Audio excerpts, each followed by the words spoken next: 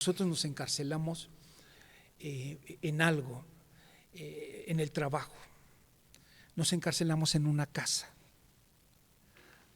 nos encarcelamos en un municipio, nos encarcelamos en un país.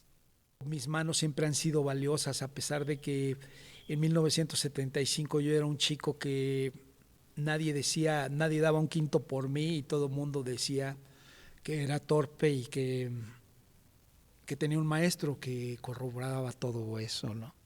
Cuando yo me separo duré 2 años pensando en que yo era culpable de todo lo que había sucedido. Que nuestra realidad no es esto que nos está haciendo ver a veces el gobierno, que dice que no pasa nada, ¿no? Y en realidad está pasando todo. Y lo que tienes que hacer es quitarte los frenos, los apegos muy grandes a amigos, a familiares. Los apegos no te dejan ser tú. Esos apegos de familia que se la pasan diciendo, es que tú no vas a poder hacerlo esto. Al final de un día, porque el preso narra su historia en la cárcel y va a ser ejecutado, pero él no tiene memoria porque un golpe lo hizo perderla y no sabe quién es. Lo que ahorita viste es mi alter ego. Okay. Lo que escucharon es mi alter ego y lo que va a seguir siendo es mi alter ego creciendo, increciendo.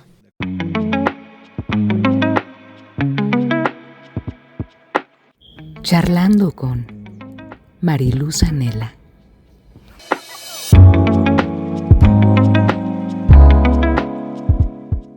Hola, ¿qué tal, queridos amigos? Es un placer saludarlos nuevamente en un programa más de Charlando con Mariluz Anela.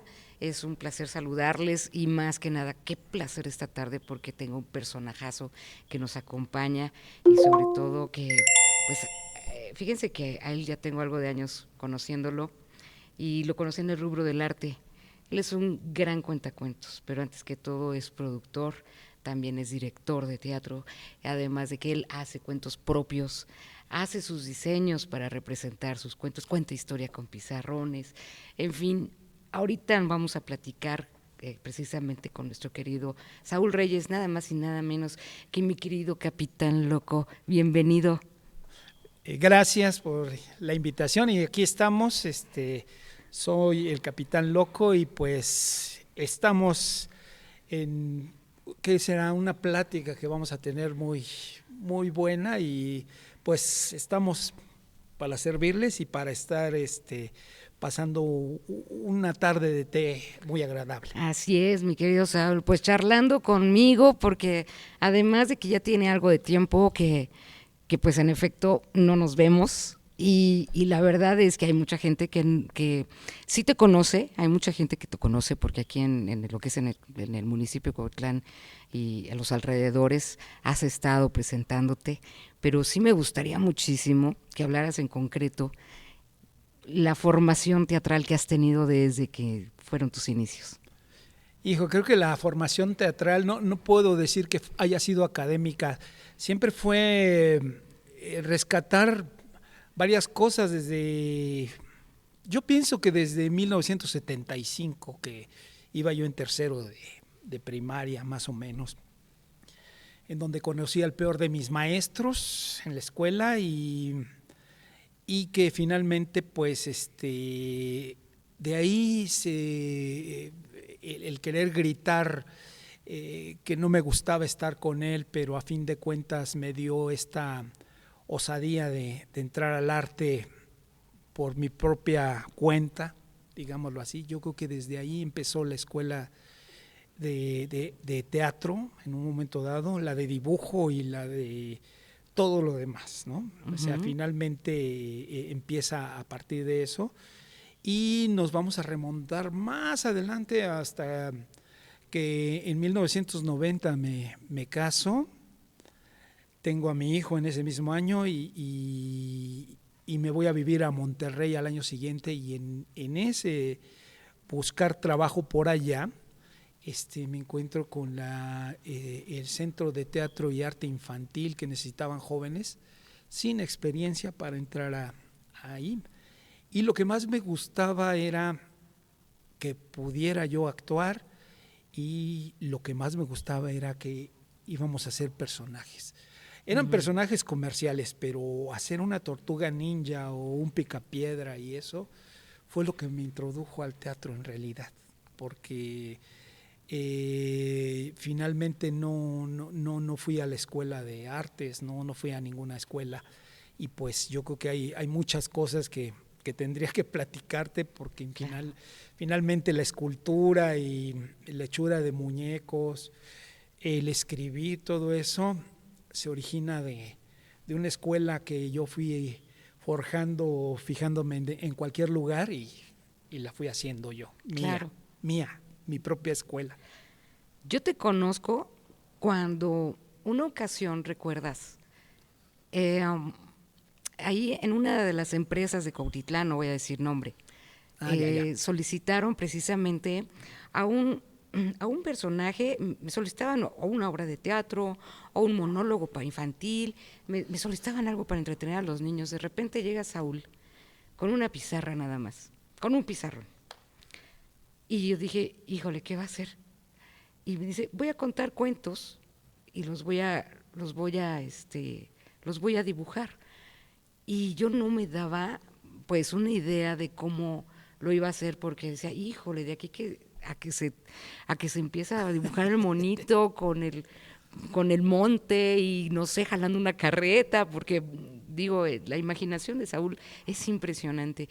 Empezaste por esa vía, por lo que fue el cuentacuentos con pizarrón, que luego después lo hiciste de una forma magnífica, que ibas tú traduciendo, ibas primero pintando una línea y haciendo el cuento, y de repente ibas hilando ya todo lo que era el pasaje, la coherencia, la cohesión del mismo, hasta que terminabas de hacer toda una obra de arte. Platícanos un poquito de esto. Sí, bueno, yo quiero remontarme por esos tiempos que mencioné, el año de 1975. Incluso esta semana estuve oyendo discos de esa época, de distintas agrupaciones, porque soy muy melómano, me gusta mucho la música, no de todo tipo, tengo mi selección musical de todo, pero sí escuché algo por hacer referencia a ese año en específico. Y surgió Cepillín por ahí, y Cepillín me enseñó algo. Quizá yo estoy muy distante de la forma de hacer espectáculo como ellos lo hacían, ¿no? O sea, finalmente, a fin de cuentas, pudieran ser mi escuela en un momento dado, pero Cepillín dibujaba. Y me acuerdo que enseñaba a dibujar a los chicos desde la televisión, y te enseñaba a hacer un submarino, y te enseñaba a hacer muchas cosas. Entonces, eso del pizarrón blanco con un marcador me quedó así marcado, y dije, a esto le hace falta algo más. Y entonces, cuando llegué a tercero de secundaria, tuve un maestro que es de por aquí, de Poriscali, es Jaime Sánchez Quintero, era maestro de español y literatura en la prepa. Un maestro muy estricto, tenía una narrativa fascinante, a mí me contagió, y posteriormente también lo vi hacer obras de teatro o cuentos con niños de kinder, y él me empapó. Y lo único que hice cuando quise hacer cuentacuentos es englobar todo eso, lo de Cepillín, lo de acá y todo eso, y resulta que logré ser yo. O sea, yo no he visto un cuentacuentos, he estado en lugares donde he compartido con cuentacuentos, he estado observando, por ejemplo, a Mario Iván Martínez, y he observado a muchos otros más, la esposa de Bonilla, creo que es María Luisa, no me acuerdo bien. Pero fue donde dije yo que los cuentacuentos deben de ser únicos cada uno, y no deben de copiar nada del otro, Claro. y todo debe de surgir de ellos. La narrativa esa narrativa que me enseñó el maestro Sánchez Quintero, ahí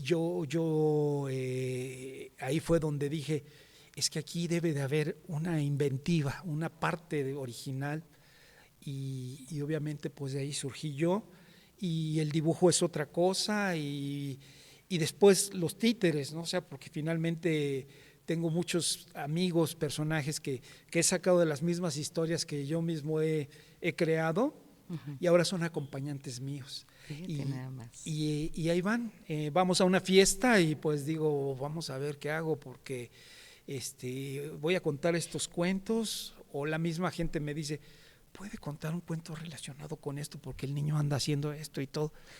O por ejemplo, un cuento que tenga de los niños que se hacen pipí. Y ya tengo por ahí uno. O me invita el DIF a lo de la salud bucal, y tengo cuentos de dientes, ¿no? O sea, cuentos que hablan de dientes, pero no en sí hablar de los dientes, sino de una situación que involucre el diente y el dolor, o el diente y el bienestar, o una hermosa sonrisa, qué sé yo.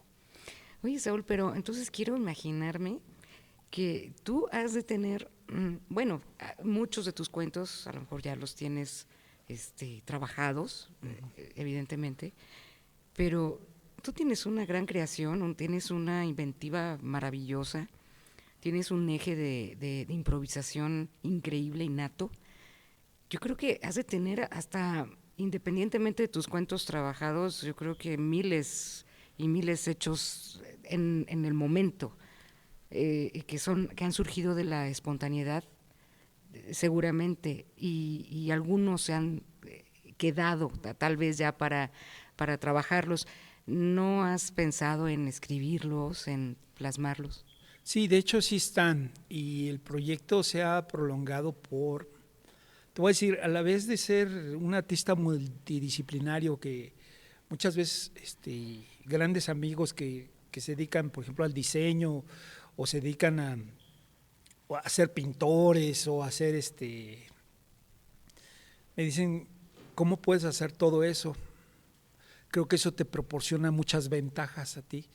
¿Y qué crees? Que esos atrasos de los libros y de todo eso, a veces yo los tomo como de rayos, porque hago tantas cosas y dejé ya una cosa hecha, o mal hecha, o a medias, y no la dejé terminada porque estoy haciendo esta otra cosa. Claro. Y de repente viene el dibujo, y de repente viene, por ejemplo, una obra de teatro, toca que luego la gente, oye, ¿puedes presentar Largo Regreso acá? Largo Regreso, pues tal vez mi obra teatral más exitosa pudiera ser, la que tiene más representaciones. La he representado solo y en grupo, y de las dos formas pega muy bien, es toda una aventura. Y estoy concluyendo El Preso, que hace poco estrené. Tardé muchos años en estrenarla, y válgame que es por tantas cosas que hago, aparte de ser maestro de escuela. Soy maestro de educación artística en un kinder. Entonces, todo eso, no sé si me quita tiempo una cosa de la otra, o no sé si no puedo darle fin o poner el proyecto en ojos de la gente, porque un otro proyecto está encima del otro. Entonces eso es lo que no he sabido muy bien acomodar. Y sí, todas las cosas son espontáneas, y ya cuando las tengo dije, las voy a hacer así. Y cuando menos siento, tengo que estar haciendo otra cosa, y tengo que estar dándole tiempo a cada cosa, ¿no? Y de hecho no vienes solo. No vengo solo. De hecho, traje a un amigo que me ayuda, es actor conmigo en El Preso. El Preso es una obra que habla de las cárceles de la vida. Fíjate que nosotros nos encarcelamos en algo, en el trabajo. nos encarcelamos en una casa, nos encarcelamos en un municipio, nos encarcelamos en un país que el alcalde de la cárcel, en este caso el presidente de la República, nos tiene a su merced y está viendo todo lo que hacemos y avienta algo a hacer, para que nosotros hagamos algo. Y pues traje al personaje más accesible de esa cárcel, porque pues son personajes de celda. Claro. Has de saber. En un principio son ¿Lo dejaron tres. salir? No, ellos se salen cuando quieren. Bueno. Son valegorreros los actores que traigo ahí. Tengo a un 100 pies que se llama Cempodi. Hablando como de italiano, 100 podi, 100 patas.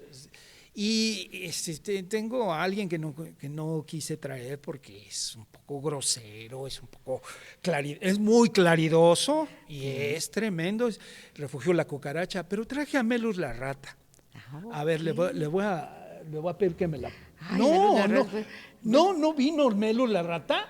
Ay, Dios de mi vida, pero ¿qué es eso, por Dios? ¿No muerde? Oye, te voy a pedir una cosa. Necesito que aquí guardes la compostura, por favor.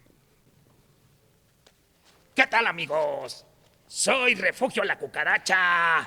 Y bueno, me habían platicado de ti, preciosa. Ay, gracias, Refugio, pero no me habían dicho qué tal. Pues hoy no te veo muy bañadito ni nada, pero bueno, bienvenido a mi programa de Charlando con Mariluz Anela. Ay, ya estamos en el programa y estamos al aire. Ah, sí, claro. Oye, eso sí me gusta. ¿Sabes una cosa? Tú dime. Este mendigo que tengo aquí a un lado nunca me quiere traer o nunca me quiere llevar a donde lo invitan a platicar. Pero ahora te escapaste. Claro, más bien le dije a mi compadre Melus la rata que se escondiera y que me trajeran a mí. Híjole, qué barbaridad. ¿Y ahora qué vamos a hacer contigo? Platícanos. Bueno, mira, este mendigo que está aquí atrás siempre ha querido que las cosas fueran diferentes, incluso hablando con los niños. Mira, yo salí porque la idea era tener a un personaje que dijera tal cual las cosas, incluso a los chamacos que se les dijera, y muchos de ellos salen con que llévenselo de aquí, sáquenlo, y pues diles tú lo demás. Pues sí, mira, el hecho de haber traído al mundo a Refugio la cucaracha, a Melus la rata, no fue en un principio para que estuvieran en el preso, sino que fueran personajes que me acompañaran y que estuvieran, pues finalmente siendo contrapeso contra el mismo mundo. Una vez me invitaron a un festival que se venía haciendo, no sé si todavía se sigue haciendo ahí en Teoloyucan, el Festival Internacional Tratados de Teoloyucan. Uh-huh. Y por primera vez saqué a uno de ellos, pero para que le dijera sus cosas al mundo, claro, no para que se las guardaran, porque muchas veces nosotros los artistas hablamos, por ejemplo, de la contaminación muy indirectamente y hablamos que tenemos que hacer conciencia, pero Refugio tuvo a bien decirlo como tiene que ser, ¿verdad? Claro que sí, si quieres nos la aventamos. Bueno, fíjate, es que yo no te quiero traer porque a la gente le da repugnancia una cucaracha. Imagínate una cucaracha en la mesa. ¿Repugnantes? Bola de mendigos, ustedes seres humanos. Fíjense una cosa. ¿Por qué me dices que soy repugnante? O tú, Marilú, ¿por qué crees que soy repugnante? Pues porque yo siempre te veo en las cloacas. Ah, en las cloacas. Oye, huele re bien ahí. No es un perfume muy agradable. Ah, oye, pero ¿sabes qué es lo que me gusta? Los mercados. Ah, también. Ahí en el mercado de Cuautitlán hay unos guarachotes bien ricos. Luego me subo en la cecina y había... Shh, tranquilo. Bueno, está bien, continuamos. Sí, fíjate que hay una cosa. A la gente le da la repugnancia a los animales que andan entre la basura. Y como dijo Marilú, entre la cloaca. Ay, pues ustedes tienen la culpa. Son una bola de marranos ustedes los seres humanos. ¿Cómo nos dices así? No, sí tiene toda la razón. A ver, nada más te voy a decir una cosa y a todos los que nos están viendo. ¿Sí o no es un marrano aquel que fabrica basura a diario? Sí. Hay mucha basura y además cuando no se tira en su lugar, todavía genera más basura, mucha peste y más contaminación. Y nosotros nos tenemos que tragar todo eso. A ver, tú, mendigo, explica todo eso. Pues sí, efectivamente. El ser humano es el único ser que fabrica basura. Imagínense. Y muchas veces este tipo de seres como Refugio, como Melus la rata, consumen basura y nos ayudan a que el montón de basura baje un poquito por lo menos. Y nosotros las tratamos mal, claro, sí andan en la porquería, pero porque nosotros creamos esos lugares, esos espacios. Ahora sí me das la razón, mendigo. Pero bueno, Marilú, me ha dado mucho gusto estar contigo. Y fíjate, ¿a poco no sí estoy bien guapo? Pues la verdad, así como te hicieron tus criadores, estás guapísimo. Es, no que le ese cri-cri y que se ve todo apachurrado ahí todo. Ah, mira, habías de hacer un canto en lugar de el grillito cantor, pues la cucaracha molacha rebotadora. ¿Y por qué no? Además, la verdad yo he sabido de ti, mi querido Cucaracha, pues a través de Rino Variedades. ¡Ándale! Ese programa pitero que organizó vamos a cumplir 5 años. Oye, qué maravilla. ¿Y qué se siente estar en Radio Variedades? Platícame un poquito antes de que te vayas. Rino Variedades. Rino. Exactamente. Mira, Rino Variedades surgió porque ya se estaba muriendo en el tiempo del COVID, en el 2020. Y platícales por qué surgió. Hijo, en el momento más álgido, lo más fuerte del COVID en mí, acababa de fallecer mi mamá. Y al día siguiente yo empecé mal. Y cuando menos sentí dije, bueno, ya estamos re mal como la mamá. A los 3 días yo estaba bastante mal, con temperaturas y toda la cosa. Y en un sueño como a estas horas, era como las 7 de la noche, me quedo dormido. Y lo único que dije en mi mente fue,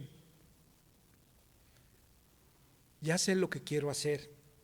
Me gustaría hacer un podcast para todos aquellos amigos que me puedan seguir escuchando. Ojalá me mantenga vivo y poder hacer algo.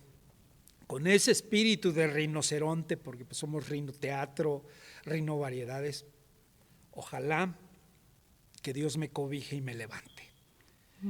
Y cuando menos siento, estoy haciendo el programa, el primer programa en el 2020, por ahí del 26 de diciembre del 2020. Y cuando menos siento, hago 3, 4 programas y me empieza a ayudar Melus la rata. Y Melus la rata me ayuda. Y después me dice que tiene un compadrito por ahí y que lo invitó al programa, que él puede dar noticias de todas las noticias que pueda. Y ese día le encomendé que hablara de un campeonato que estaba ganando el Canelo Álvarez. Y sale con sus cosas y se puso a hablar de Mohamed Ali. No me Sí, digas. porque ese sí era un campeón, no que al otro baboso. Póngale un rival para que vean que sí, no es un boxeador, es puro parapeto y que se hable de él. Sí, y empezó a hablar de las estrellas del boxeo que en verdad fueron. Y pues yo dije, pues se está arruinando el programa. Y resulta que no. Que a la gente le gustó Refugio y Refugio se quedó. Fíjate. Así es. Y estamos para servirte, Marilú. Cuando gustes aquí, Claro lo que gustes, sí. y te puedo invitar un guarachito de esos que me gustan tanto. Mejor, ¿qué te parece si después nos vemos, tal vez paseándonos en un parque, tú de lejitos y yo también? Bueno, pues, No, pero contigo haré la excepción. ok, y te voy a decir, tú no te me puedes escapar. ¿Sabes por qué? Porque tengo alitas y cuando vayas para allá, yo voy para allá. Ok, muy bien, ya te andaré visualizando por ahí, ¿eh? Bueno, pues ya me voy porque ha de estar que se muere del coraje que yo vine en lugar de su consentido, el Melus la rata, pero aquí estoy. Y bueno, algún día vamos a estar en este teatro poniendo el preso para que veas que te lo vamos a traer hasta Y aquí. yo voy a estar en primera fila Muy y te bien, voy a aplaudir mucho. pues mira, Gracias, cucaracha. nos vemos. Hasta luego, muchachos. Mi querido Saúl, de verdad es que es impresionante tu talento y sobre todo para el manejo de lo que es la cartonería. Yo supongo que esto también lo haces como una especie de autoterapia, una manera también de dejar fluir aquello que en efecto se necesita decir a través de los cuentos, a través de las imágenes, a través de los personajes. Sí, de hecho la cartonería llegó de esa manera. Fíjate que yo vivía en un lugar que se presentó hostil después. Yo vivía en Huehuetoca con la familia de mi ex esposa y todo se presentó, o se empezó a presentar un poco violento porque allí mismo en el municipio de allá, pues de siempre violencia, ¿no? Pero había Claro. muchísima más. Las balaceras estaban afuera de la casa, así, a unos metros de la casa. ¿En dónde? En Huehuetoca, Estado de México, Ya, frente al museo del ferrocarril que ahorita claro. está. Ujú. Yo vivía enfrente Ah, y mira. y tuvimos que salir casi huyendo de ahí por el hecho de que ya la violencia estaba aterradora. Qué barbaridad. Pero mientras todo eso estaba viviendo, yo ya había encontrado como vínculo el hula espuma, piel de refugio la cucaracha que se acaba de ir. El hula espuma se volvió pues no sé, mi sello de, mi propio sello porque políticos, empresas, todos me mandaban a hacer botargas, me mandaban a hacer muñecos. Grupos de danza me mandaban a hacer cosas. Por ejemplo, en grupos de danza folclórica, cuando interpretaban la estampa de Veracruz, que al último hacen como un carnaval, me encargaron por primera vez ¿Un torito? de esas máscaras de Ah, ok. los negritos y una negrita Ah, y sí, así. claro. Y a partir de eso, gente que organizaba carnavales por todos lados, de hecho, máscaras de ese tipo se fueron al carnaval de Veracruz hace como unos 10 años que hice para distintos lugares máscaras para carnaval. Claro. Y botargas hice a los dinosaurios Sinclair como una prueba de fuego, de que dije, pues apenas hice mis muñecos para una obra de teatro, que era El Mundo Chiquirrón en aquel tiempo. Sí. El Mundo Chiquirrón es mi ópera prima, digámoslo así. Y alguien que me creyó muy capaz de hacerlo y me dijo, vamos a hacerlo y hacemos negocio. Y dije, pues ok. Qué maravilla. Y fíjate que yo me acuerdo también esa parte donde hice una exposición retrospectiva, bueno, una exposición de arte plástico, la Expo Jardín, ¿te acuerdas? Claro que sí. Y Fue cuando nos llevaste, conocimos. fue cuando nos conocimos ya prácticamente y llevaste también tus máscaras y fueron toda una 2004. sensación, así es. Las expuso éramos prácticamente, yo creo que eran como unos 90 artistas plásticos de todo el Estado de México que expusieron sus obras. Al final de cuentas eran alrededor de 300 obras que se expusieron en esa exposición y entre ellas las que relucían eran precisamente tus máscaras. Bueno, yo veía unas pinturas fantásticas. Yo te voy a presentar una de las, no fue de las primeras. Ajá. Es una escultura, no es una máscara. Y mucha gente cuando la vieron, es que su última forma la tomó hace como 8 años, Ok. porque la renové porque se caía cada rato. Entonces le puse patas nuevas y un soporte diferente. Bien. Entonces te voy a presentar Antagónica. Antagónica, wow. Antagónica. Pero ve nada más, qué maravilla. Bien. Bien. Presentando un poquito lo que tenemos los seres. Nosotros somos antagónicos de nacimiento. A veces eso de estar inconforme con uno mismo es un antagonismo y muchas veces es muy malo nuestro antagonismo, porque finalmente no nos solidarizamos con nosotros mismos. Exacto. Y obviamente eso de la terapia que estás manejando la tomo para llegar a esto, a la culminación. Pero alguna vez tuve una exposición en la Universidad Pedagógica Nacional y le pedí a mi ex que escribiera algo acerca de mí con esto. Y ella puso que el Capitán Loco era una persona que anteponía sus inquietudes con la música para crear de la nada algo con cualquier cosa.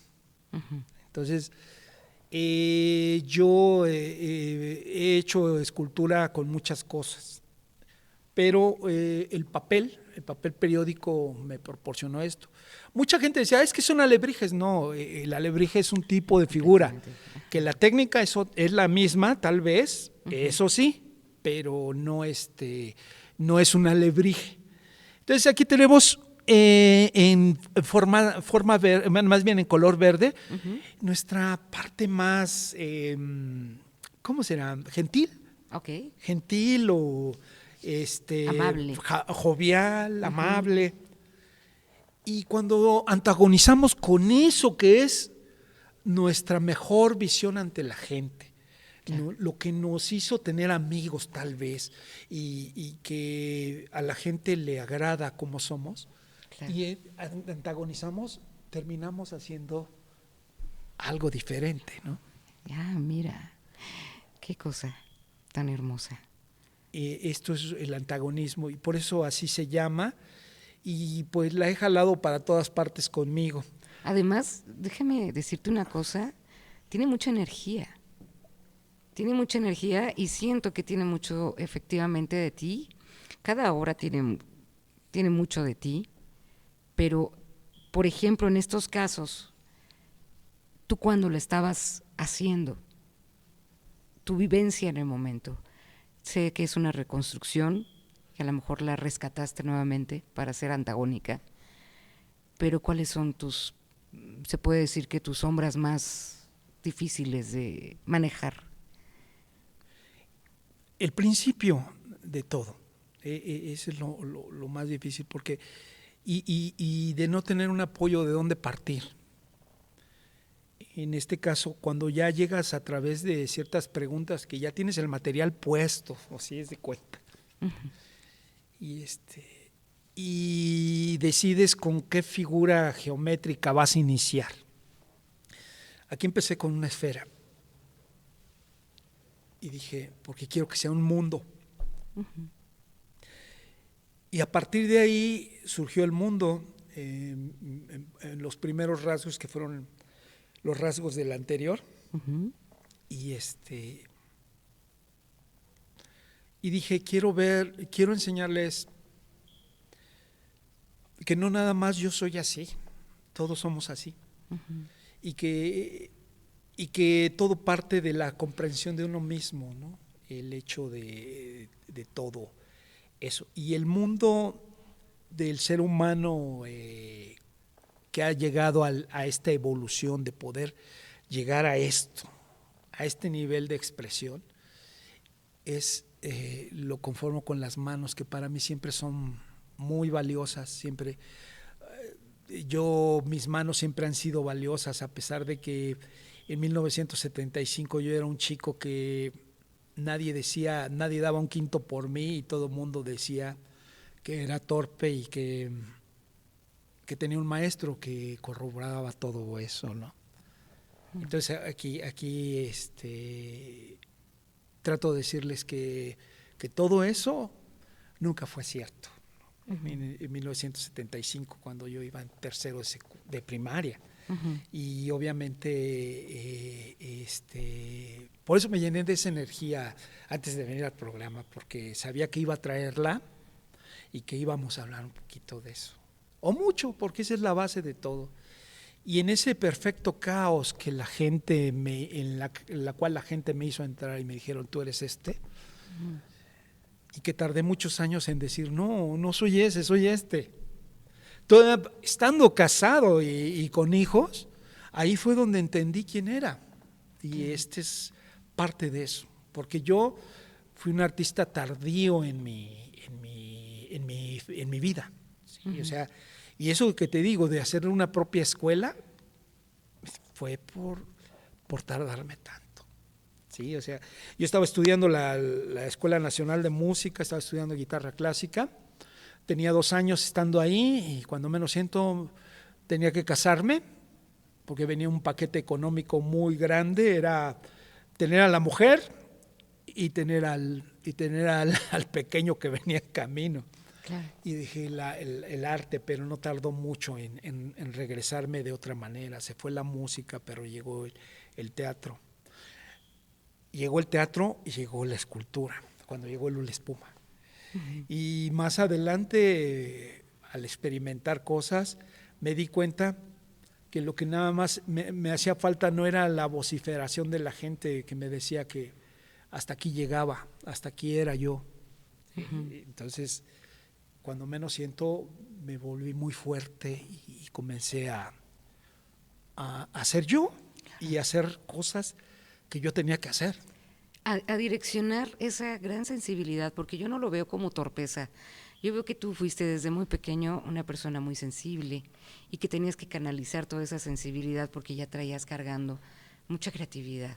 Algo de lo cual es muy, como bien dices, yo creo que todos nos tardamos, todos los seres humanos tardamos en encontrar nuestros ejes de misión en la vida. A veces hay quienes no lo logran, hay quienes lo van transfigurando.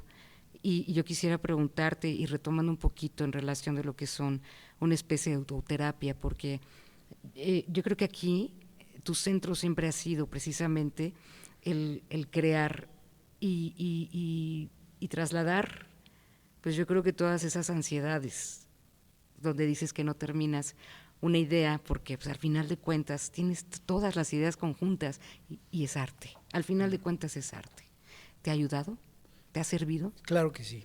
De hecho, me ha servido tanto que hoy trabajo solo en el escenario, con Reino Teatro, por decirlo.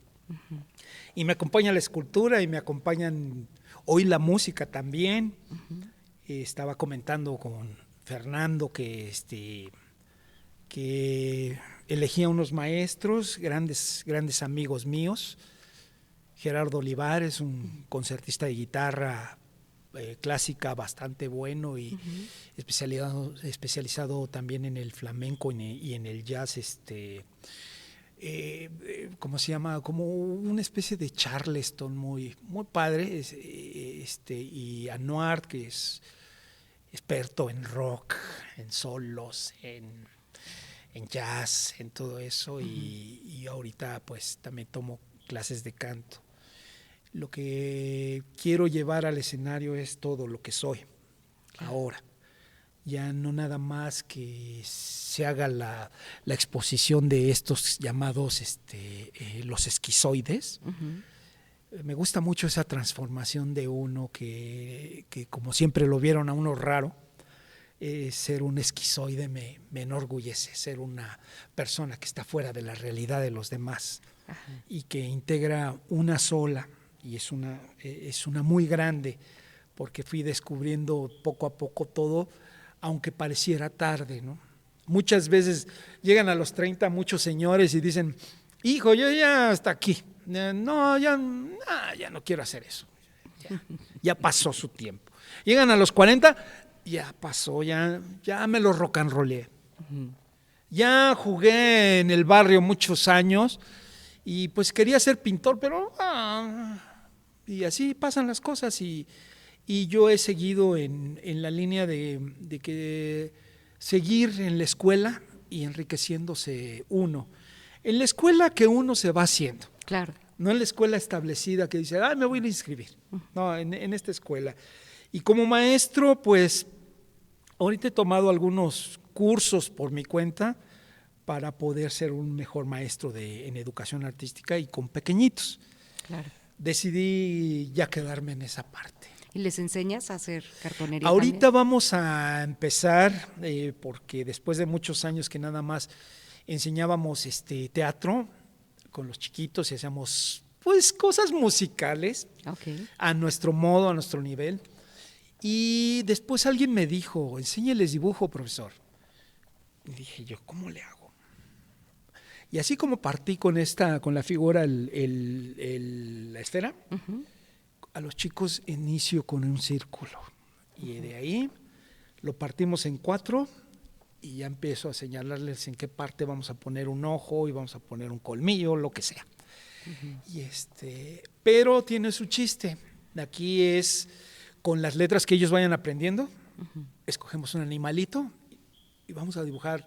Por ejemplo, a mí lo que más risa me dio alguna vez fue que con la letra F, les dije, hijo, con la letra F y empiezo a buscar. Y un animalito que me gusta mucho son los fennec. Un fennec es un zorrito del desierto de Arabia. Y tiene el color de la arena y tiene unas orejas muy grandes. Bien. Y cuando dibujamos el fennec, les digo que es uno de los animales más bellos de la naturaleza que yo he conocido. Y cuando se los enseño ya en fotografía, empiezan a ver su fennec ellos y dicen, sí se parece al mío. Y es como integramos una técnica de enseñanza para los chicos de 4 años y 5, ¿no? O sea, qué bonito. Y obviamente cuando revisan su cuaderno, que luego lo hacen todo en desorden, les digo yo, después del dibujo que dibujamos la semana pasada, vamos a dibujar en la siguiente hoja. No, ellos lo hacen en la otra y así. Entonces ya nada más se les explica a las mamás que va a tener que buscar los dibujos por todo el cuaderno porque lo hicieron así y les ponen fecha, pero está así. Lo importante es que lo vengan haciendo. Ahora lo que vamos a hacer es, sí, va a haber cartonería, aunque sea con Durex o con lo que sea, porque pues hay que, ellos a lo que les acomode, con grapas o con lo que sea, y lo vamos a hacer. Este año vamos a implementar la escuela ¿cómo le llaman ahora sí? Educación artística en general. Vamos a manejar muchas cosas. Claro. Vamos a manejar muchas cosas. Estoy en una escuela de Zumpango, que es algo que pudiera ser un municipio aparte de ellos, pero se llama San Juan Citlaltepec, está al norte de la laguna de Zumpango, que ya de nuevo se volvió a llenar la pobre laguna de Zumpango, ya estaba seca hace 2 años. Y ahí estamos en una escuela particular. Ya tenemos ahí nuestros años, fui fundador de la escuela y ahora pues ahí seguimos. Yo no quiero abandonar esa parte de mí porque les digo, es echarme a perder y también es arte. Enseñar arte es hacer arte. Ya me enteré que no te has suscrito, así es que por favor apúrate, activa la campanita, suscríbete a mi canal y también déjanos tus comentarios y comparte para que todos puedan ver los programas de aquí charlando con Mariluz Anela. Hay una de las cosas que me llama mucho la atención dentro de lo que me comentas de Antagónica. Hay una parte donde dices que este eres tú. ¿Por qué eres tú? ¿Quién eres, Sau? Pues soy como todo ser que tiene sus contradicciones y tiene sus afirmaciones y las contradice y a veces estoy en una lucha constante de mí mismo, de encontrar una idea o encontrar algo para poderlo expresar. Y yo pienso que yo creo que toda la gente es así. Sí, esto es un todo porque así lo quise que lo vieran como es mi estado en cuestiones de oponerse, ¿no? O de resistirse en un momento dado, ¿no? Uh-huh. Contra uno mismo, ¿no? Porque finalmente las decisiones se toman de esa manera, ¿no? O sea, o replegándote o haciendo frente e ir hacia el frente, ¿no? Entonces yo me imagino que toda la gente tiene algo así, pero yo lo expreso ahora sí que de manera no gráfica, sino de manera corpórea, así, ¿no? Aquí queda como tal el antagonismo que se ejerce dentro de mí. Por ejemplo, en estos casos, yo sé que en tu vida has tenido pues matices completamente distintos en todas tus experiencias dentro de lo que es el arte. Uh-huh. Y al mismo tiempo que has tenido muchas partes protagónicas, también, ¿cuál es la antagónica que más te ha marcado? La antagónica fue cuando yo me separo y duré 2 años pensando en que yo era culpable de todo lo que había sucedido. Y mi parte antagónica fue decirme, de ahora en adelante tiene que ser como tú siempre lo has pensado, porque finalmente cuando uno pensaba en la familia, no podía uno anteponerse porque era la familia, porque era ella, porque era el hogar.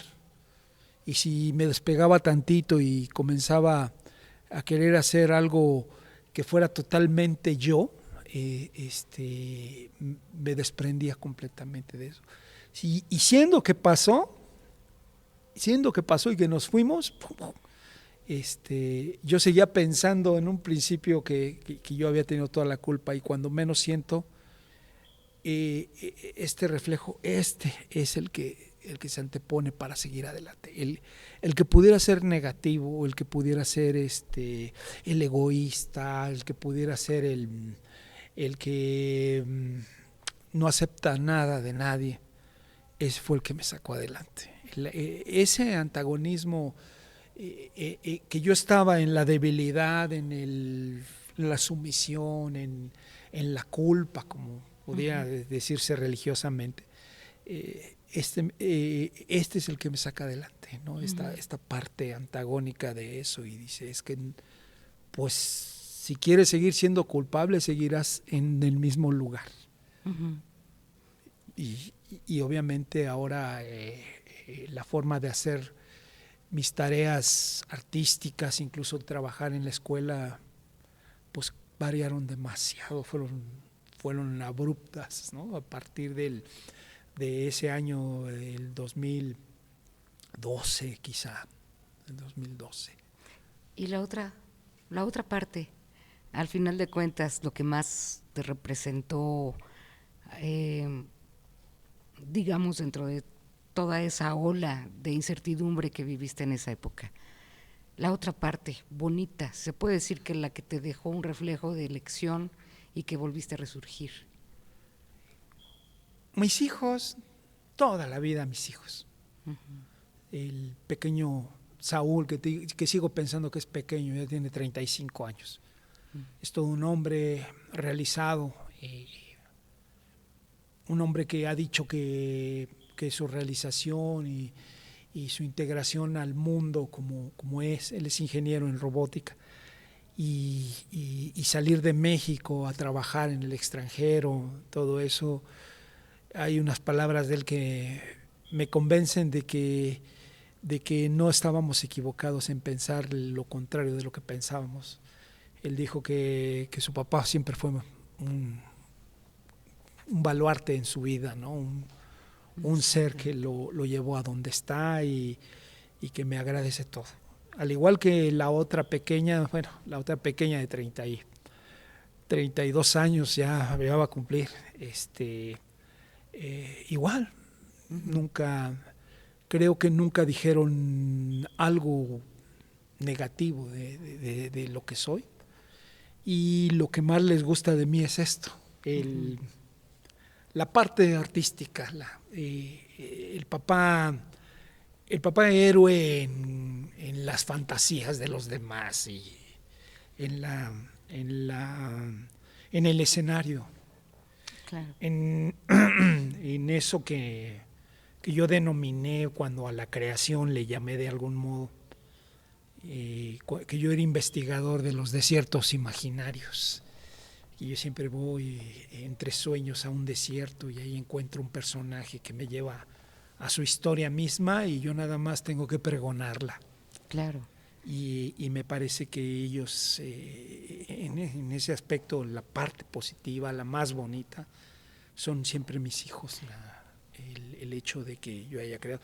Tengo cuentos de ellos, o sea, cuentos en donde participan ellos, donde ellos son eso, claro, les llamo de otra manera, o solo en el cuento de Anita, que es mi hija, el cuento del sueño de Ana, que nunca lo he podido llevar al escenario porque es un poco, hijo, es muy, yo creo que tendría que hacer, hay muchísimas cosas ahí, tendría que hacer un esfuerzo supremo de mi parte para poder llevar ese, que será un cuento largo de Anita, es un cuento que le hice para sus 15 años y lo único que tenía que decir el padre es un consejo de vida, pero le mostré una ciudad llamada La Realidad y en esa realidad ella va en su sueño y llega a esa realidad porque sus papás estaban discutiendo y pasaron muchos días discutiendo y ella no sabía por qué y un día al observar,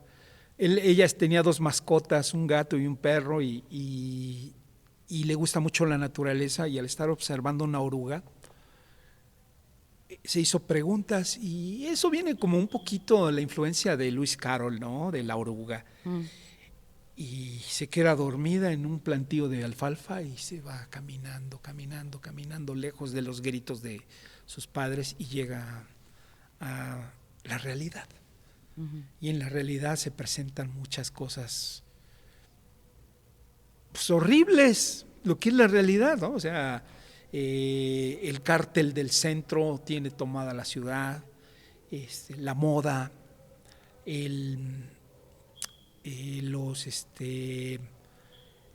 ¿cómo se llama? Hay una calle llamada Infantífilis, se divide en varias calles la realidad. Infantífilis es un lugar donde los niños son apresados para fabricar chocolates. Y no sé por qué se parece tanto a la realidad de hoy, de exactamente hoy, por aquello de los chocolates del bienestar. Pero tienen apresados a niños en jaulas de madera y que están al lado de los edificios, entre cada edificio en donde se fabrican dulces, chocolates, juguetes y muchas cosas, está implícita la esclavitud infantil y es una parte en la cual quise hacer énfasis.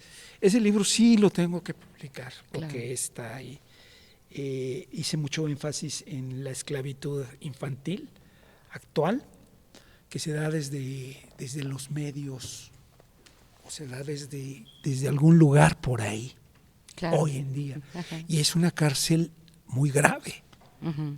Te mete un grillete muy grande. No, yo nada más sabía, en aquel tiempo que cumplió 15 años mi hija, no existían los teléfonos inteligentes, faltaban 2 años tal vez para que lanzaran el primer... Sí. Bueno, 2 años para que llegara porque estoy hablando del 2008, 2 años para que llegara el BlackBerry y 1 año más para que llegaran los inteligentes ya de plano, ¿no? Sí.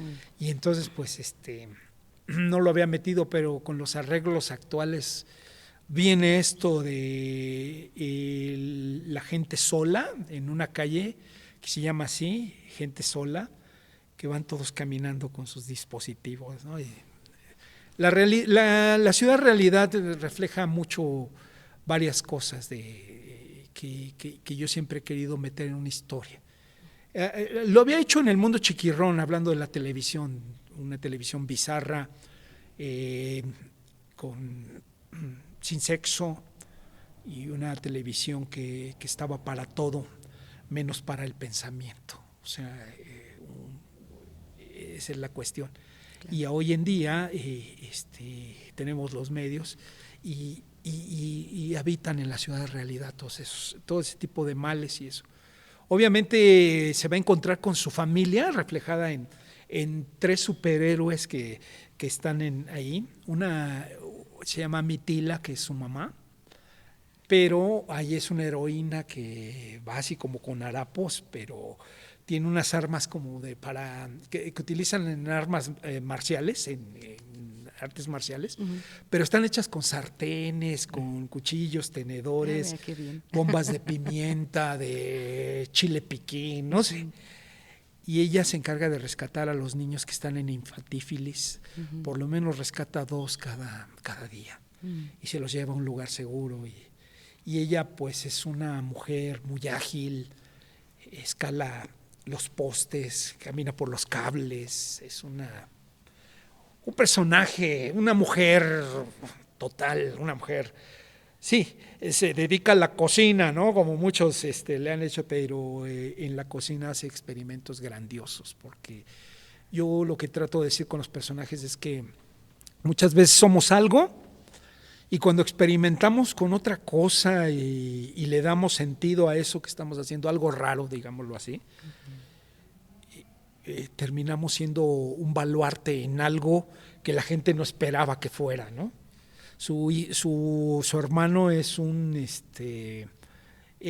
héroe que se encarga de ir a las juntas de los diputados, senadores o a los discursos del presidente y les avienta en el escenario bombas apestosas, porque él tiene un criadero bajo de las alcantarillas de mofetas de zorrillos, y ahí fabrica sus bombas. Y él está dando con el cártel del centro, que es pues, como todos los cárteles, ya sabemos qué es, y se encarga de darles batería con bombas apestosas, con su gran agilidad. Lo han perseguido por todos lados, y su papá es un loco que vive en un lugar el lugar de los locos. Son escritores, son músicos, son inventores, son gente que revoluciona. ¿De ahí viene el Capitán Loco? De hecho, el Capitán Loco ahí no se llama el Capitán Loco, se llama el torpe guitarrista volador.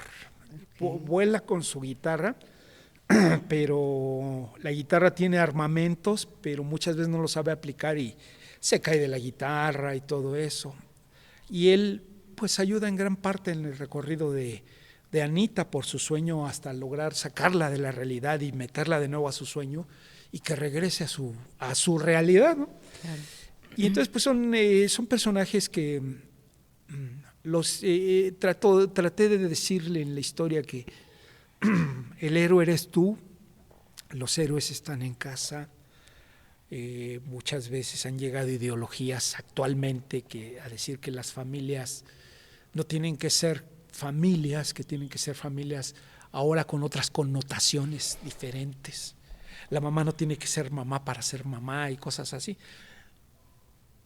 Eso quedó intacto desde hace algunos años y hoy me parece que va a rebotar. Si se publica el sueño de Ana en algunos meses, en algún tiempo, espero que se publique el sueño de Ana para advertir o decir que nuestra realidad no es esto que nos está haciendo ver a veces el gobierno, que dice que no pasa nada, ¿no?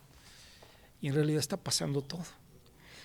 Oye, Saúl, fíjate que yo por lo que escucho, pienso que tus cuentos son hasta cierto punto subversivos, con un aprendizaje, con un mensaje siempre por delante. Uh-huh.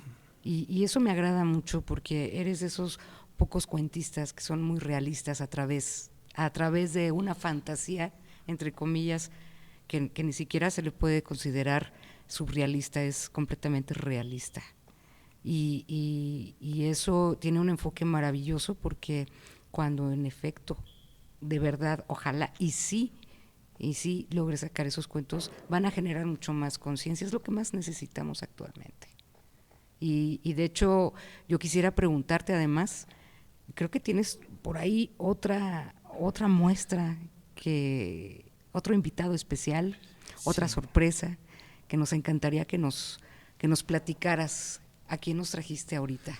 Bueno, vienen 3 invitados que van a ser a lo mejor un poco más dinámico el hecho de que vengan aquí. Ahora viene algo que es la máscara en sí, que yo lo tomé, sí son esculturas, pero el arte de la máscara, tú lo sabes, es milenario. Uh-huh. Incluso en todas las culturas existen vestigios de máscaras de barro, de paja y todo, y se han conservado durante todo ese tiempo. Cuando llegó el papel a mis manos, el periódico que después se tiraba y todo eso, pues vino, eso fue la primera manifestación que hice con él.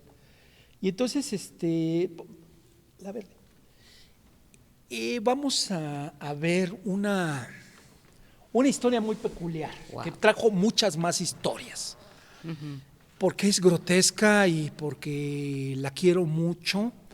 Viene siendo como la 4ª máscara que hice. En orden traigo la 3ª, la 4ª y como la 7ª. Okay. Bien. Este es el piercing natural. Qué barbaridad, qué increíble está. Tú ves que no tiene ningún piercing. ¿No? Bueno. ¿Qué pasó con el piercing natural? ¿Qué pasó con el piercing natural? Bueno, el piercing natural, un día yo fui a la escuela, pero antes, hace todavía como 20 años o más o menos, íbamos a un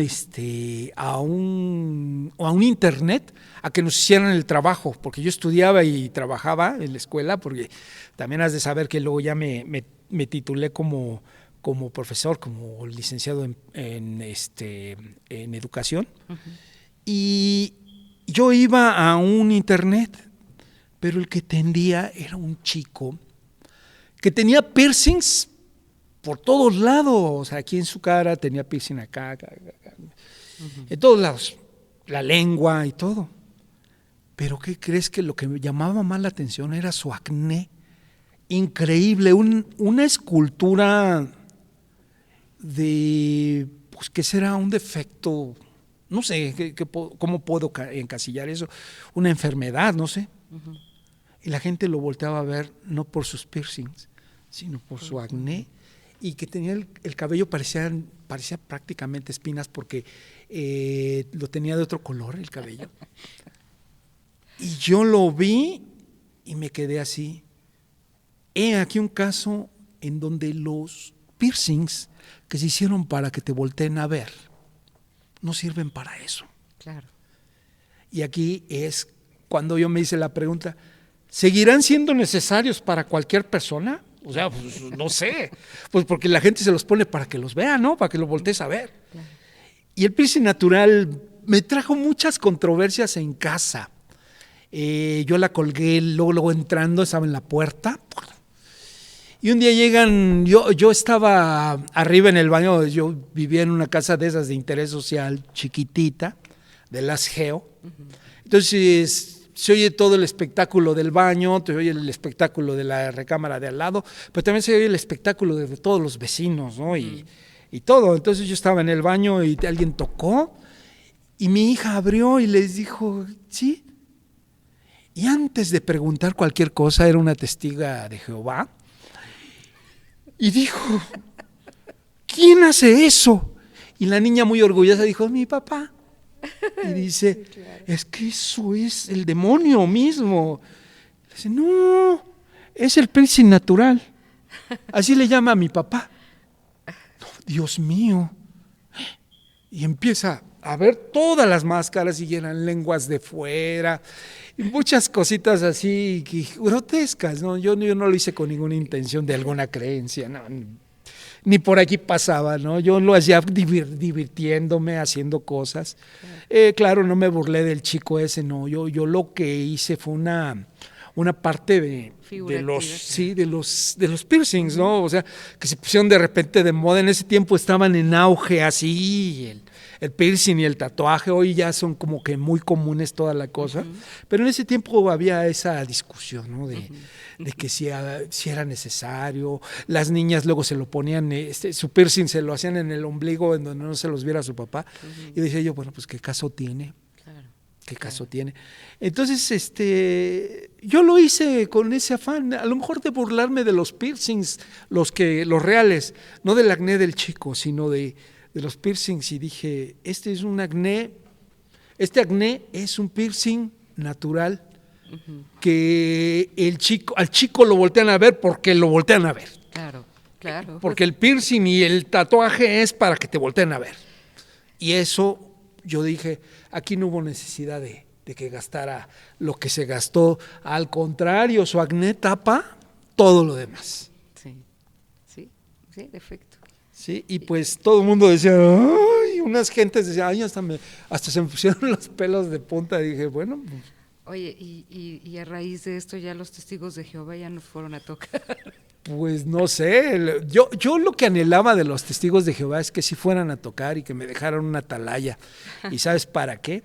Para que cuando fuéramos en el carro a algún lugar y te parara algún policía, le dijeras tú al policía, qué bueno que me paró, hermano, mire, le traemos la verdad, y él te iba a decir, circúlele, rapidísimo, ¿no?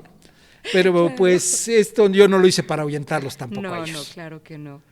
Oye, pues qué manera de transformar tu creatividad, tu imaginación. Es increíble porque además quiero decirte una cosa, y así lejos de representar un miedo, no. Yo lo veo como algo completamente artístico porque hay máscaras, en efecto, que sí te dan miedo, te transmiten. Pero dime una cosa, atrás de esta máscara también hay algo tuyo, personal. Sí, de hecho es el seguir riendo, siempre reír. A mí siempre mis amigos me cacharon con un afán de burlón y de todo eso, pero quiero decirles ahora a aquellos que me vayan a escuchar o ver que yo lo que único que quería era reír de la vida, que nunca se lo hubieran tomado tan en serio si algún día me reí de lo que dijeron o de lo que hicieron, claro, o de quiénes son. ¿Sí? Claro. Y me parece que esto es lo que está detrás de esta máscara en especial. Claro. Por eso la quise traer. Y de hecho la repuse porque andaba un poquito caída, las tengo embodegadas porque no las tengo en exposición. Yeah. Pero las tuve que arreglar para que viniera en buenas condiciones. Muy bien. Si quieres la pasamos para que nos presentes a la otra máscara más. Sí, hablando de amigos, quiero hablar de un especial. Todos tenemos un amigo que es tiene muchas cosas. Y ante los ojos de nosotros es perfeccionista y lo que sea, pero yo me acuerdo de un disco de Joan Manuel Serrat que se llamaba Hace 20 años que tengo 20 años, algo así, y que era en catalán, algo así. Ajá. Este amigo siempre estaba, él era un gran fumador. Era muy apasionado en sus cosas que según él sabía, porque no sabía nada, era peor que yo de ignorante. Y muchas veces estábamos en pláticas, como antes nos reuníamos los jóvenes, estábamos en pláticas y él a veces estaba durmiendo.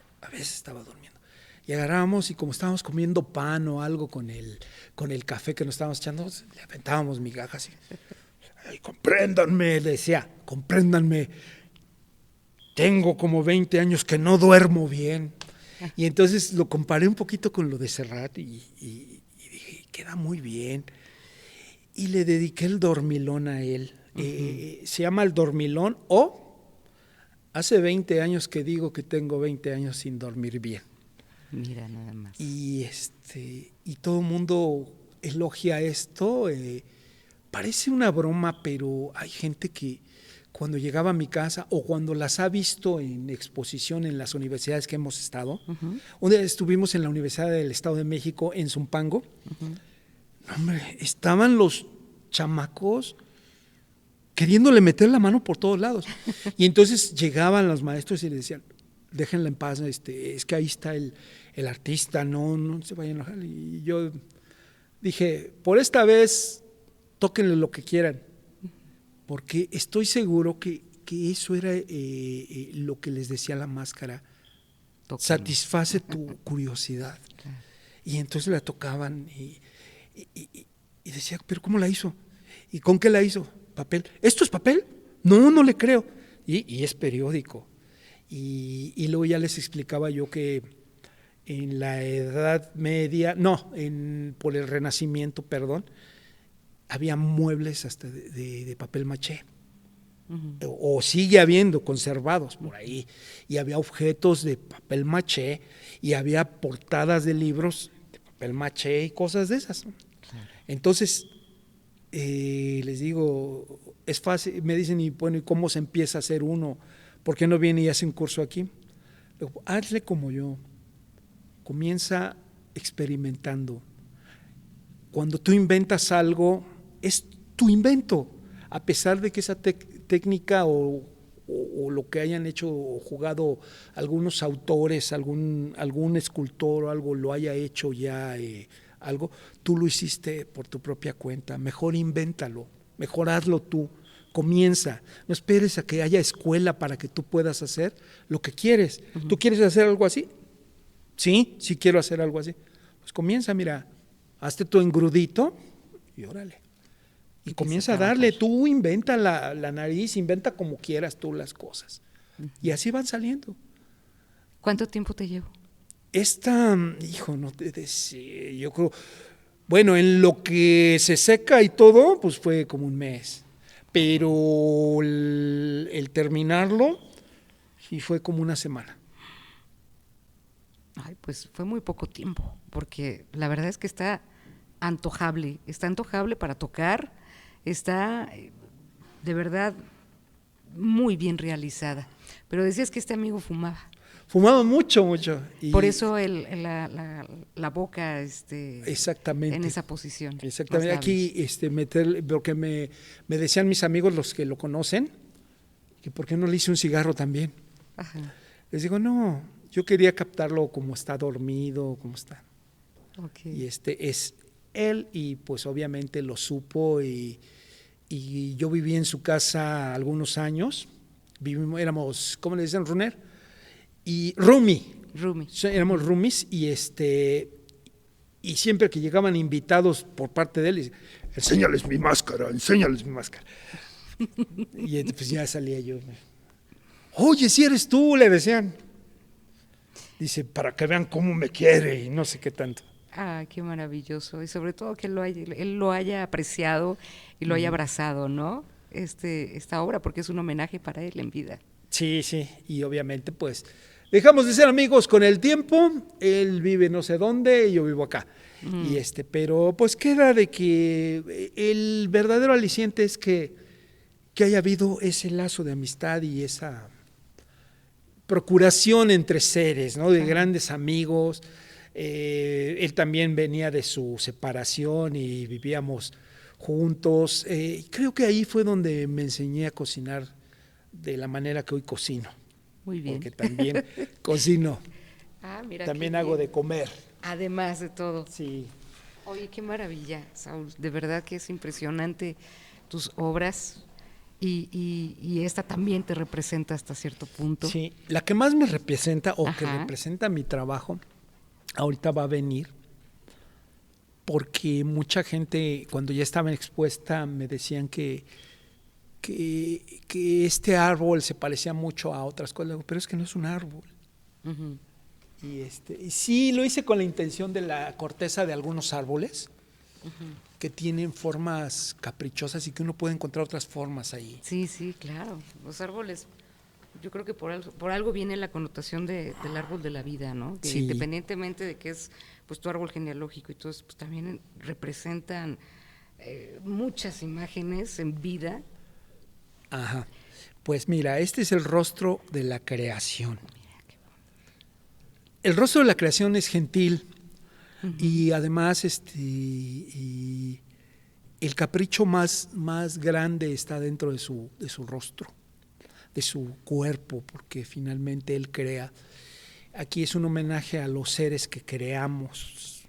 Las manos son esa parte, aunque sé que haya artistas que no las tienen, carecen de brazos y todo eso, pero tienen un brazo en cualquier otro lado, ¿sí? Una mano. Las manos son las que dan origen a todo. Son las creadoras. Son las creadoras y obviamente el hombre evolucionó por eso, ¿no? O los seres humanos evolucionamos por eso. Y el rostro de la creación tenía que tener eso, tenía que tener manos. Y los ojos. Y los ojos, todo ese conjunto de cosas y obviamente yo me acerco mucho a los árboles y soy amigo de ellos, de los árboles. Quise que fuera así, que tuviera ese afán de corteza, de los años de experiencia, ¿no? Por ejemplo, cuando tú ves una corteza gruesa, tú ves al árbol en una plenitud, pero de sabiduría, no de estar haciendo ese intercambio de gas que hacen, con el que juegan, ¿no? Ay, se fue el nombre de la fusión de las plantas, ¿cómo? Fotosíntesis. Yo pienso que ya a gran altura, a la distancia de los años, lo que emanan es sabiduría. Claro. Y eso es lo que quise expresar a través de ella. Longevidad, sabiduría, ¿no? Y plenitud, porque yo creo que también es esa parte de lo que y sobrevivencia. Porque los árboles han sobrevivido y seguirán sobreviviendo pues tantas se puede decir que guerras guerras en el sentido propio y no tan literal, guerras en todos los sentidos de lo que los humanos precisamente les hacemos a nuestra naturaleza, ¿no? Sí. Qué bonito, qué belleza. Qué belleza, Saúl. Y esto lo has expuesto entonces ya en algunas universidades. Sí. Universidad Pedagógica Nacional, ahí en la que está en Molière y Ejército Nacional, ese es el plantel 95. Estuvimos en la Universidad del Estado de México, plantel Zumpango. Estuvimos en mi propia escuela en algún momento con los alumnos de secundaria, cuando daba yo secundaria. Estuvimos en la UNAM también, Cuautitlán. Estuvimos hemos estado en diversos lugares, en prepas diversas tanto de gobierno como de, ¿cómo se llama?, de paga, digámoslo así.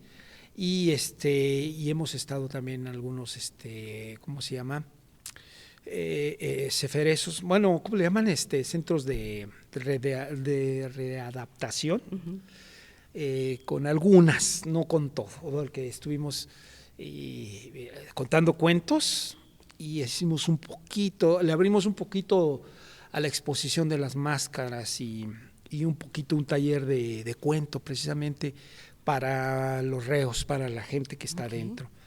Alguna vez estuve yo con todo eso en Barrientos, por parte de la escuela que está dentro de ahí, que es la secundaria abierta, prepa abierta y universidad abierta.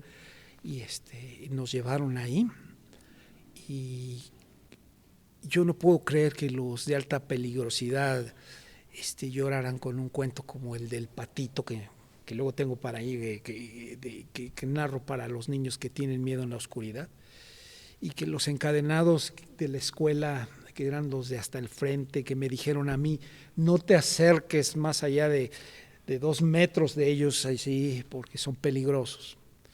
Verlos llorar con un cuento que no tenía absolutamente nada de hablar de libertad ni de nada. Uh-huh. Y que también me dijeran, ¿cuándo vienes a enseñarnos esto? Uh-huh. Y se quedó pendiente, porque pues pasaron los años, ya no hubo. En el de Cuautitlán también, y comparando las dos cárceles, tanto la de Barrientos como la de Cuautitlán, la de Cuautitlán es horrible. Sí. Esa sí es una cárcel, para que veas. Que tengas tú disponible 1 metro cuadrado para ti solito y esa es tu libertad, pues. Y no necesariamente, porque ahí duermen hasta más de 8 reos en un cuadrito donde hasta se tienen que amarrar, parados para poder dormir. Bueno, he llegado a esos lugares a contar cuentos y enseñar un poquito esto, que luego me decían, pero ¿qué van a utilizar las herramientas? Pues estas, pues tenemos que tejer alambre y luego el papel, o si quieren nada más el papel puramente así y lo manejamos sin alambre si crees que es peligroso y todo.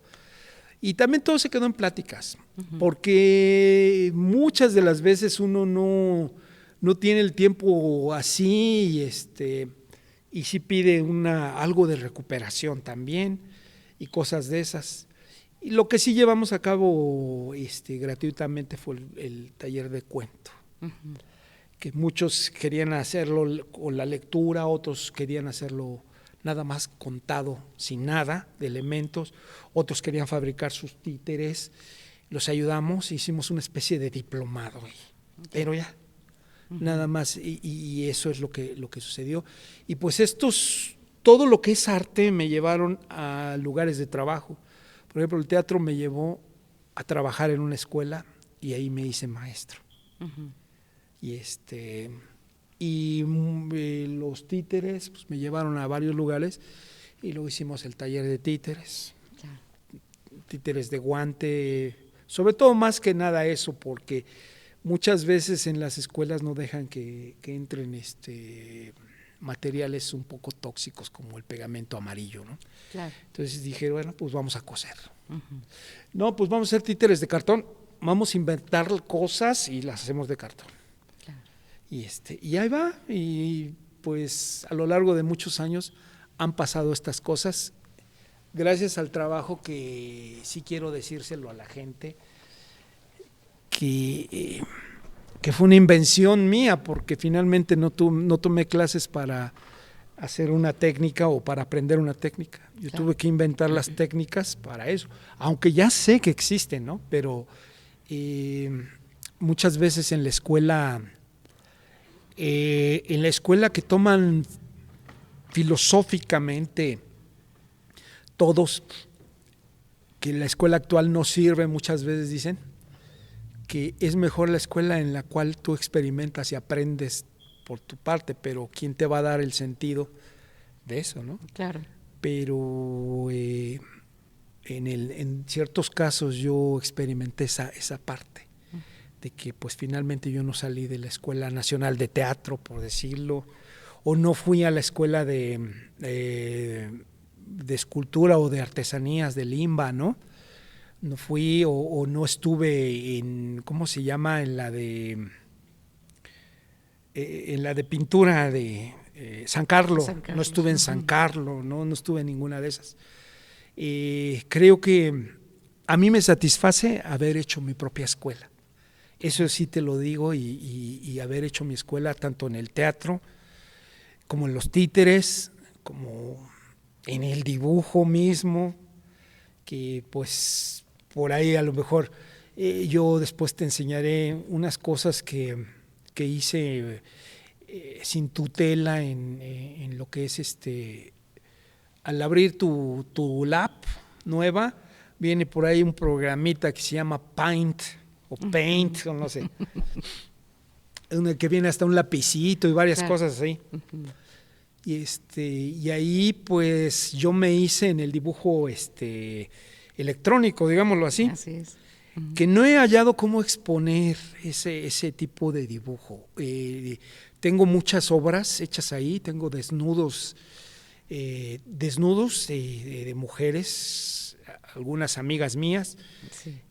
Tengo pues algo así muy similar a como te traigo el de Antagónica o algo así, pero con otros elementos, o sea, ahora sí unos elementos ya más alejados de lo que ahorita vimos. Claro. Y todo está en Paint. Y entonces cuando se los enseñé a amigos que son diseñadores, me dicen, ¿qué programa hiciste? ¿Y qué programa utilizaste? Pues el Paint. ¿Por qué no utilizas este y este y este? Es más así, le digo, pues es que ya me acomodé. Fíjate qué maravilloso que seas autodidacto y que de alguna manera, vuelvo a repetir, o sea, tu creatividad te lo ha permitido, pero además tienes muchos dones. ¿Qué mensaje le dejas a aquellas personas que quieran incursionar? ¿Cuál es la raíz para poder iniciar y empezar a descubrir sus talentos? Porque en ti no hay límites, entonces lo vas generando, lo vas realizando, pero además de una manera auténtica, muy profesional y sobre todo muy, muy sensible. ¿Qué mensaje les darías? Tú eres tú y lo que haces tú es único. Aquí alguien inventó los clones, pero los clones no son auténticos como tú. Y tú puedes hacer cosas que salen de ti mismo y lo que tienes que hacer es quitarte los frenos, los apegos muy grandes a amigos, a familiares, porque alguna vez estuve en un lugar donde, ¿cómo se le llama? Pues, como una especie de retiro espiritual.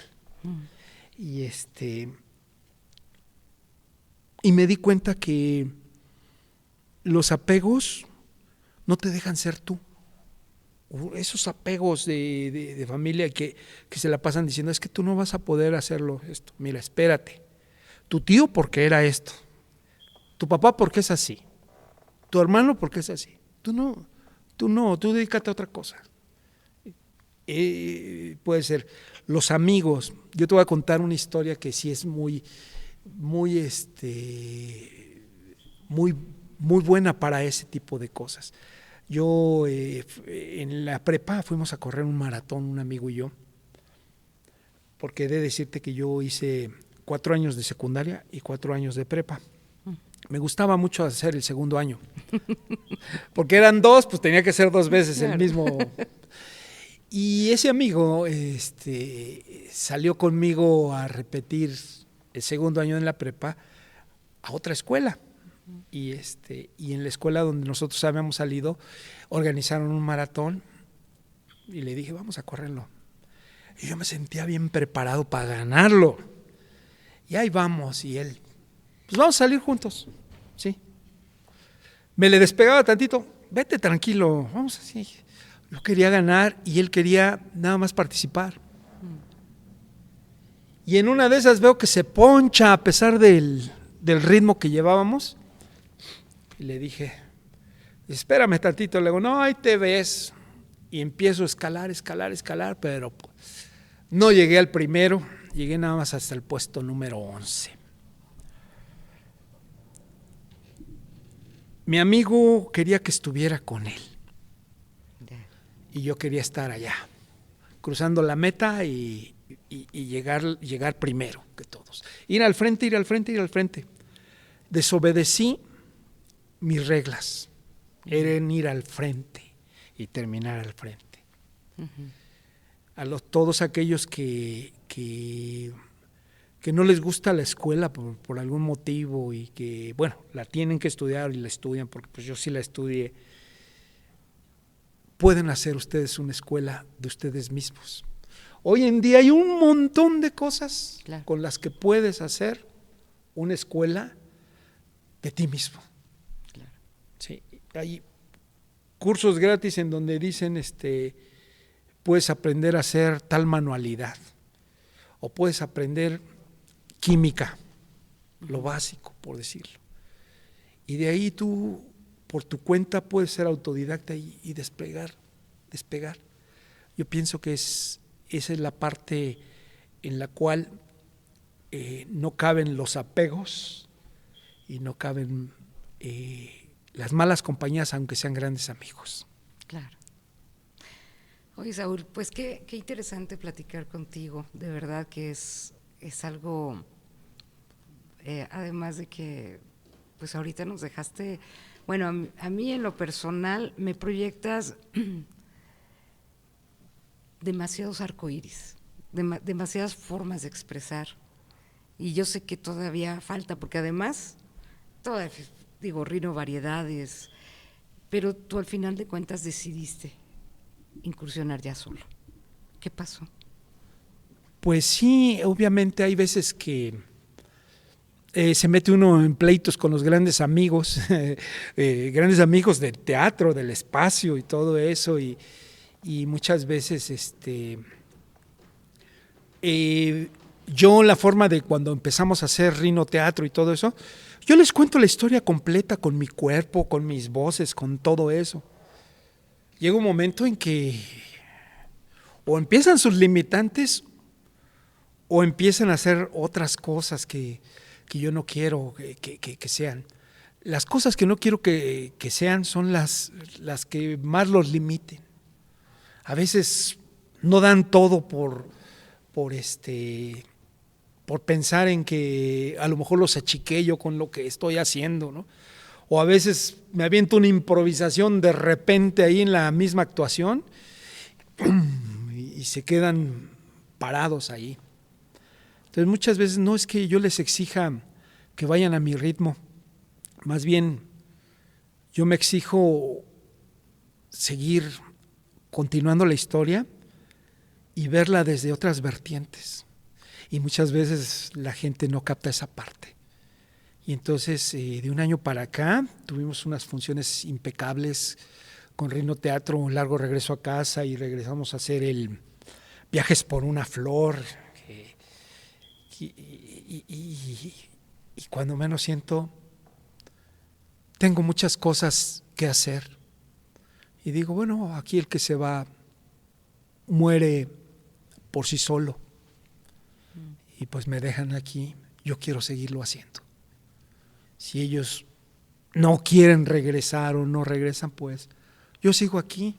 ¿Y qué crees? Ahora que estrenamos el Preso, me pasó algo muy curioso. Me paso a la guitarra y comienzo a trastabillar, porque es lo nuevo que he metido, la música. Pero como sea, sale la pieza, ¿no?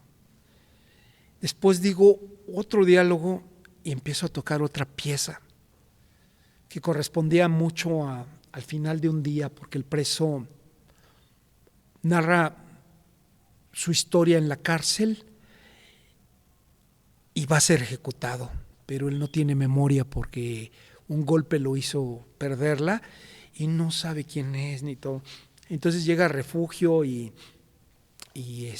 Melus, la rata, y ellos son como su conciencia y lo hacen revivir su niñez, su juventud, y hacen que se acuerde de su familia en general. Y entonces yo al momento de terminar la obra quise tocar una pieza en la cual como cuando tú te sientas muy satisfecho en tu cama y muere el día, no tú, muere el día y dices, valió la pena. Él, a pesar de estar en la situación que estaba, al recordar, nos dice, valió la pena. Este día valió la pena porque es el último de mi vida. Y lo hago yo todo solo. Todos los personajes los hago yo, el policía, el preso, su abuelo que le cuenta cuentos y todo. Yo en eso del abuelo que cuenta cuentos, yo así me pongo con mis alumnos de la escuela. diría yo, pues con mis nietos, pero mis hijos no han querido hacer nada. ¿Será que no saben hacer nada? Y pues yo quisiera contárselos así. Entonces ese abuelo que aparece, ese abuelo es el que le contó cuentos y lo llevó a tomar una nieve con bombones y chocolates y no sé qué, y él le cuenta historias y lo hace renovar sus pensamientos que a lo mejor el pequeño había tenido que, había incurrido en errores, había incurrido en muchas cosas, y los cuentos del Señor lo llevan para arriba. Entonces, te digo, el hacer el teatro yo solo me llevó a eso, a ser un hombre total en el arte mismo que yo mismo he desarrollado. En las próximas obras va a haber pues máscaras como esas. Creo que ya las voy a incluir ya dentro de las obras porque digo, vale la pena que se enseñe todo lo que se hace y decir siempre todo lo que aquí hay, el Capitán Rino o el Capitán Loco están detrás de ello. Ya estamos casi por terminar, mi querido Saúl, pero antes que todo yo quisiera preguntarte, ¿tú cómo te consideras? ¿Preso o libertador? Yo soy libertador. Sí, de que todos somos presos de algo, sí lo somos. Pero con la obra yo les quise decir, libertad, libertad. Y con lo que hago y que les digo, háganlo ustedes por sí mismos, tengan la libertad de abrirse la puerta y de deleitarse con lo que ustedes mismos pueden hacer y con lo que ustedes mismos inventan. Muy bien. Pues Saúl, hemos tenido una plática y de una manera tan maravillosa de charlar. Y la verdad es que me encantaría más adelante que ya nuevamente presentes ahora tus libros, tus cuentos. Muy bien. Tenerte en el programa, bueno, en el podcast. Y la verdad es que sería maravilloso que podamos presentar aquí tus libros y tus cuentos. Háblanos rapidísimo, ¿cómo te pueden contactar de Rino Variedades para que te escuchen? ¿Dónde pueden escuchar los cuentos? Porque tú me pasas, me compartes los links, pero me encantaría que eso pues se diera a conocer. Pues sí, mira, ahorita lo dejamos el podcast, Rino Variedades, que es pues es un lugar donde pues compartimos narrativa de todo tipo, incluso noticias de las revistas o algunas veces noticias de lo que haya hecho algún político y nosotros, Refugio La Cucaracha muchas veces se encarga de cuatrapear todo lo que se hace, ¿no? Es maravilloso. Y entonces, y de escuchar música, tener todo ese bastión, ¿no? O sea, nosotros ponemos Spotify y empiezan a bombardearnos con corridos tumbados, con todo, ¿no? Con todo el reggaetón, todo eso. A la vez de muchos podcasts que son así. Y yo quise apartarme de todo eso porque me decían que lo hiciera por medio de ahí. Y yo quise apartármelo, yo se lo voy dejando empezaron con mis amigos y familiares, y mis amigos y familiares a veces se lo comparten a un amigo, se lo comparten a sus hijos, algunos maestros a sus alumnos, y así va. Entonces de esa va, y la música que ponemos, pues siempre es música que o ya no es comercial, o no es comercial, o es una música demasiado innovadora, y me gusta ponérselas, ¿no? O sea, muchas veces jazz, que hoy ya el jazz como que perdió esa fuerza de ser una música que nos tenía escondidas muchas sorpresas todo el tiempo. Y como hemos volteado a ver o como nos hemos sensacionalizado con los TikToks de brevedad o con la música que es breve o que nos desecha todo eso luego, pues se han perdido muchas cosas y yo pues desde música clásica, trova de la antigua y todo eso, aunque pues luego muchas veces hacemos comentarios acerca de sí, la trova sí se dio en Cuba, pero ¿qué creen? En Cuba sucede esto. Entonces son cosas que que vamos haciendo y ese es el Rino Variedades. Rino porque pues, rinoceronte es un alma, tener un alma de rinoceronte y tener esa colosidad que tienen estos animales perfectos, hermosos en la naturaleza, perfectos aunque sean miopes y todo lo que tú quieras. Lo vamos haciendo con ese espíritu. Yo tengo ese espíritu. Me gusta voltear camionetas que tienen, que son cazadores furtivos de los pensamientos. Entonces, ¿puedes considerarlo como un alter ego? Claro que sí. Lo que ahorita viste es mi alter ego. Okay. Lo que escucharon es mi alter ego y lo que va a seguir siendo es mi alter ego creciendo, increciendo. Ah, muy bien. Es maravilloso. ¿Y tus redes sociales? Pues nada más estamos como Saúl Reyes, Capitán Loco, Facebook. Nada más tenemos esa. Y si se comunican conmigo y deciden ser parte de mis amigos y miembros a los cuales yo les pueda aventar un Rino Variedades, pues comuníquense con nosotros. Así es, escríbanos y déjenos sus comentarios, precisamente aquí en el canal de YouTube también, donde cualquiera de ustedes que deseen tener a Rino Variedades y escucharlo, de verdad es maravilloso tener un podcast diferente, pero además exclusivo, porque entonces pues únicamente va a llegar a aquellas personas que estén realmente interesadas en conocer más de Saúl a través de lo que son la narrativa, lo que es la música, mucho de él, hay mucha esencia de él.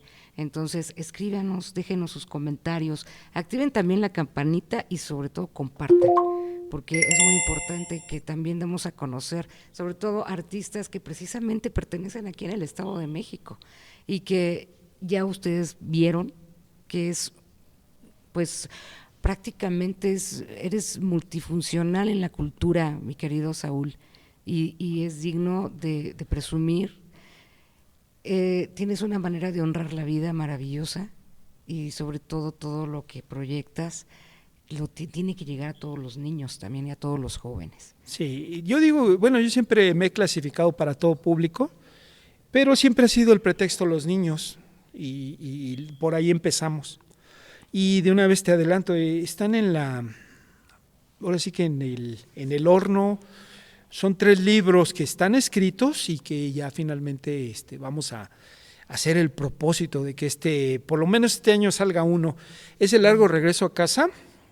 Es una obra muy bonita, es de un pingüino que es secuestrado del Polo Sur y que cuando van a venderlo por allá a una ciudad, se cae el avión y el único sobreviviente es el pingüino y su camino a largo regreso a casa parte del centro de un desierto. Luego está El sueño de Ana, que ya medio les platiqué algo. Ajá. Y El mundo chiquirrón, que es mi ópera prima, pero que finalmente fue escrita para libro en estos años, pero que tiene muchas más cosas para aquellos que lo vieron y tiene muchas más cosas. Ese desierto de basura que son pensamientos, lo tendríamos que venir algún día a exponer por aquí para que vean qué es lo que está guardado del Capitán Loco para todos ustedes. Muchas gracias, Saúl.